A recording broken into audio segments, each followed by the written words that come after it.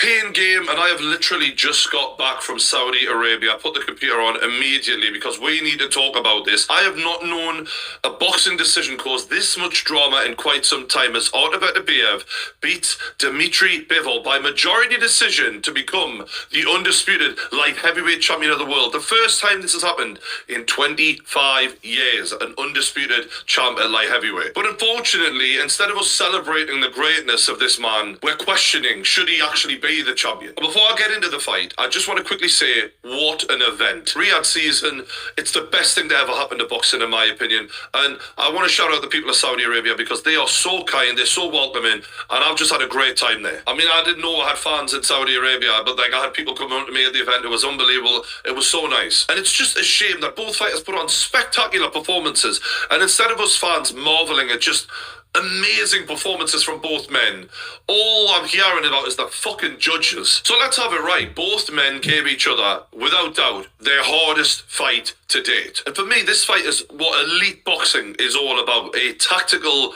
violent chess match between two grandmasters of the game. You had Beterbiev applying pressure on the front foot, cutting the angles off, forcing Bivol to pull every trick out of the book, making him work his absolute hardest. But look, Bivol is a ninja. No one is better on the back foot than him, and he was interrupting and disrupting the rhythm of Beterbiev to stop him from completely taking over. Bivol probably landing the more technically perfect shots, Beterbiev just scrapping as he does, just throwing and landing anything he could. Not that there wasn't method behind what Beterbiev was doing, I'm just giving credit to Bivol. He's a classy operator. And when a monster like Beterbiev is chasing you down, we've never seen anyone cope as well as he did. I mean, the fact that he's the only one not to get knocked out shows how amazing Bivol is. But equally, no one's ever made Bivol struggle like that at times, the way Beterbiev did. It was the best of both men. Even at 39 years old from Beterbiev, he performed unbelievably. I mean, to throw hundreds more punches, Beterbiev, than the younger man is insane. And yes, not all of them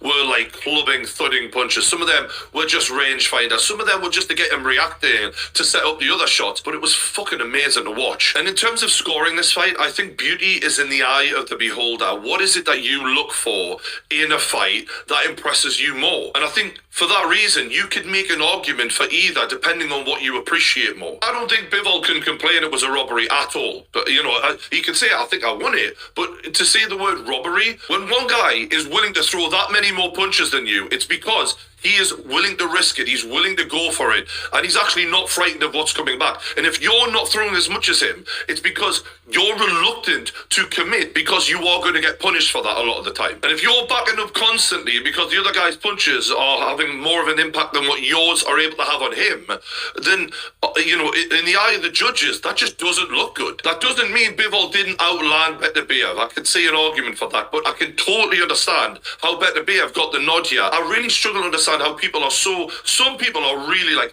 I don't believe this, I can't understand this. And I'm like, well, how not? You know, it was an incredibly close fight in terms of punches landed, and one guy was clearly working a lot harder to take the fight to the other guy, and one guy was trying to nick rounds. You could tell there was a very different style of tactic from both fighters. Beterbiev was trying to win the entire round, and Bivol was trying to fight more in clusters, in my opinion. And you can still win rounds that way, but it's just easier for the judges to go, well, he's the more pressing the action, so therefore I'm going to give it to him. And that, I know it's more technical than that, and I know they should have a better eye than that, but you only get 3 minutes each round to see every single shot, and some of these look like they land, some of them don't really land, and it was fucking difficult for the judges, to be fair to them. I think this is a hard fight to score, and I think people are being a little bit harsh in that sense. Alright, one of the judges did have it too wide, and I said that on the night. I heard Eddie Hearn, and he was really pissed, and he was saying it was a robbery, and he was disgusted. And look, I understand emotions on the night, your guy, you really wanted to win, but one of the cases he cited was, well, his coaches said he needed a knockout, so therefore of course he wasn't winning. And I get the argument, but let's be real. Is everything coaches say to their fighter in the corner always true, is it? Is that always fact? Was the two different fights that Anthony Joshua had with Alexander Usyk, where two different coaches both convinced Anthony Joshua, you're winning this fight, were they right, were they? Or were they telling him it for a reason, to help him with his confidence, to help him? You know, telling Beterbiev, you need a knockout, when the thing that Beterbiev is really fucking good at is knocking people out, it may just be that they're trying to whip the horse over the finish line. And those are the words, some words, of True Jordy, representing the pain game.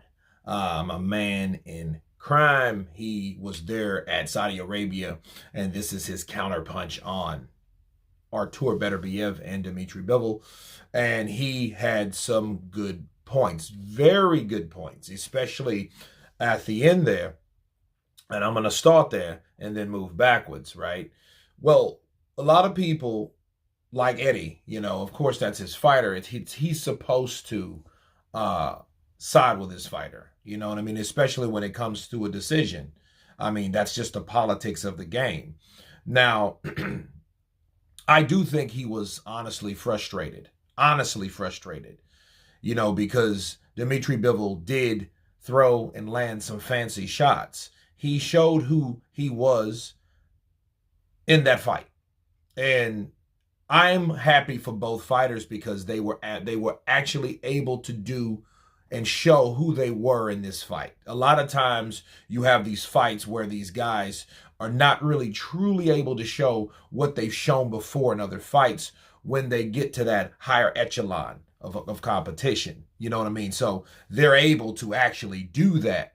We seen that in this fight. We seen the scrambling and the scraping and the chopping and those blunt shots of pressure from Artur Beterbiev, and we saw the flashiness, the counterpunching, the combinations from Dmitry Bivol. We were able to see that between the two, and they came together and made it what it was. Okay.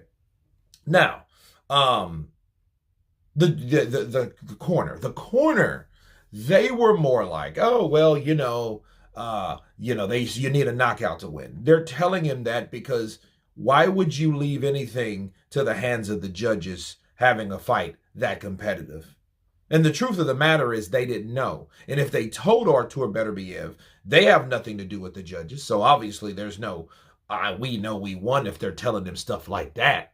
Right? They just want to make sure that it's not in the hands of the judges and you do what you normally do and you stop this guy and there won't be any problems or issues or whatsoever. Right? You've taken him out like you've done everyone else. You're right? Easy peasy. That's more decisive than anything. A KO, a TKO, or whatever, a stoppage. It won't go to the judges. That's what why they were telling him that. Okay, so, those are one of those things. But, also, True Jordy mentioned the punch output. Someone at 39 years of age that's throwing 100 more punches than you, that shows a lot. Okay, for one, it shows conditioning. For two, it shows determination. Okay, for three, it shows the desire to win. Okay, it shows that. When you have someone coming forward and you have someone like, hey, you know what? I'm coming forward and I'm throwing these shots. I'm setting these shots up. And a lot of those, he was setting traps, to see where Bivol was going to protect, to see where he lands those harder punches, and to see where he can infiltrate those shots. That's what Beterbiev was doing, but it takes conditioning to do that. And at the same time, pushing Bivol back, making Bivol move in reposition. You know what I mean? Now, that was his game plan, though. That's what makes it tricky. It wasn't like Dmitry Bivol was running. Okay, so I disagree with all the running comments and, oh, he was just running. How was he just running, throwing punches and outlanding him? Okay. Now, I will say this in comparison to Lara and Canelo Alvarez. This was not that type of fight. It was similar in spots, but it wasn't that type of fight. Why? Because for one, Canelo Alvarez didn't outland anyone. For two, he didn't have the type of pressure that gave Lara those type of problems. Lara was that type of fighter anyway, just like the game plan of Bivol was to have this type of game plan. However, Lara was not getting caught with shots, and he was getting battered and bruised and beat up. Therefore, the punches made him move versus his own damn will of his legs made him move. It was his legs that made him move because he's a boxer, a pure boxer. That's what Erislandy's style was, and he outboxed Canelo Alvarez. Alvarez. It wasn't when Canelo Alvarez, sure, he was going to the body because that's the only thing that he can land, unlike Artur Beterviev was punching in between the guards. So those were the differences between those fights. And a lot of people say, well, you thought Erislandy Lara beat Canelo Alvarez. Well, at the same time, I thought Erislandy Lara was able to defensively keep Canelo at bay, except for some body shots that he had to throw out of desperation of putting something on the board, because he wasn't landing punches upstairs. He landed 2 per round. Okay? Literally. 24 headshots the whole fight. You can't say that about Beterbiev. Beterbiev was getting through those guards, and he did a lot more than 24 bars. So I think, this fight was a very tough fight to score because it's about what you like and what style you gravitate to. Okay, that's all it really means. If you are a guy, again, like Paulo Malignaggi, like Chris Algieri, those guys that like and respect the pure pugilism of the game, that's what you're going to gravitate to. I like the nice, clean shots, you know what I mean? But it's much more than that. It's what you see. What is narrated through this fight? What do you see one fighter making the other fighter do?